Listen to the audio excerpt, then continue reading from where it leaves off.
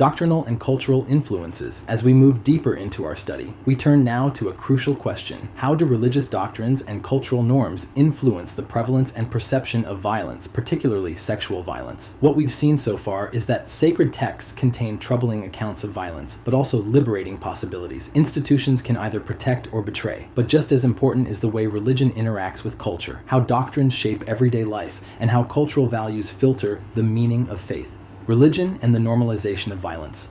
Religious traditions don't simply provide rituals and prayers, they also shape social rules about family, sexuality, honor, and purity. These rules can profoundly influence how violence is understood, excused, or resisted. In some cases, doctrines that emphasize female modesty, sexual purity, or wifely submission have been used to normalize violence. Survivors may be told that what happened to them was not rape, but rather a test, a punishment, or even their own fault for transgressing purity codes. At the same time, doctrines that emphasize justice, dignity, and the sacredness of all people can inspire resistance against violence. The point here is that doctrines are never neutral. They function within cultural systems to either reinforce or challenge oppression. Case study: Erbil versus Ankawa. A striking example comes from Iraq in a study by Takil, 2012. He compared rates of violence in two cities, Erbil, a predominantly Muslim city, and Ankawa, a predominantly Christian city. The findings? Violence was significantly higher in Erbil than in Ankawa.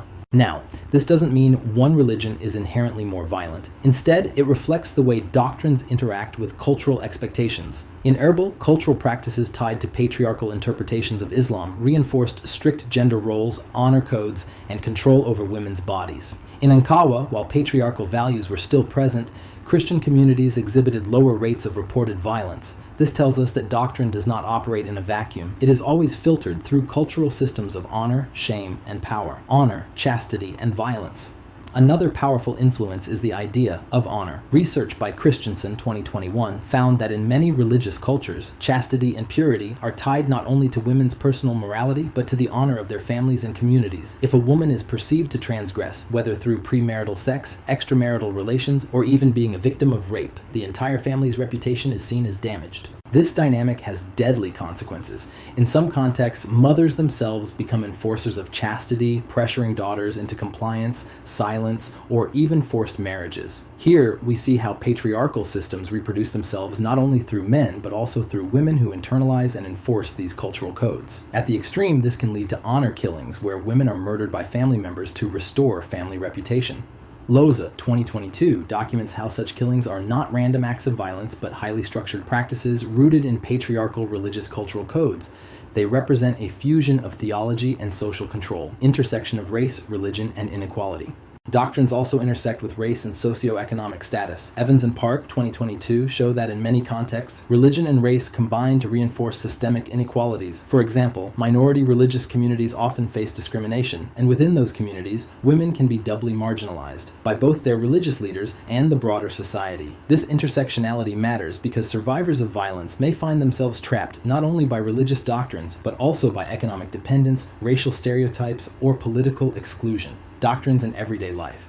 What's important to remember here is that doctrines are not just theological abstractions. They shape everyday practices, how families raise children, how communities view women's bodies, how survivors are treated when they disclose abuse, whether violence is named as sin, crime, or shame, or whether it is normalized, silenced, or excused. Doctrines about purity, honor, and obedience can create cultures of silence, where survivors fear disclosure because they know the response will be blame or punishment. But doctrines about justice, dignity, and compassion can create cultures of courage, where survivors are believed, supported, and empowered, pulling it together.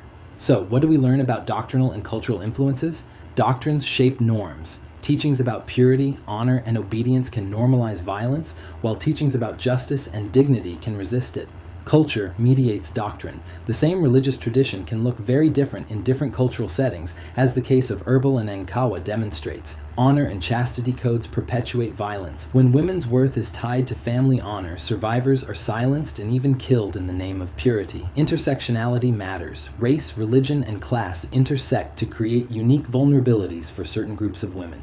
The key takeaway is that religion and culture are inseparable. Together, they create systems of meaning that can either entrench violence or dismantle it. In our next lecture, we'll turn from doctrines that harm to religion as a resource for prevention, resistance, and healing. We'll ask, How can faith traditions be reclaimed to protect the vulnerable, empower survivors, and foster resilience?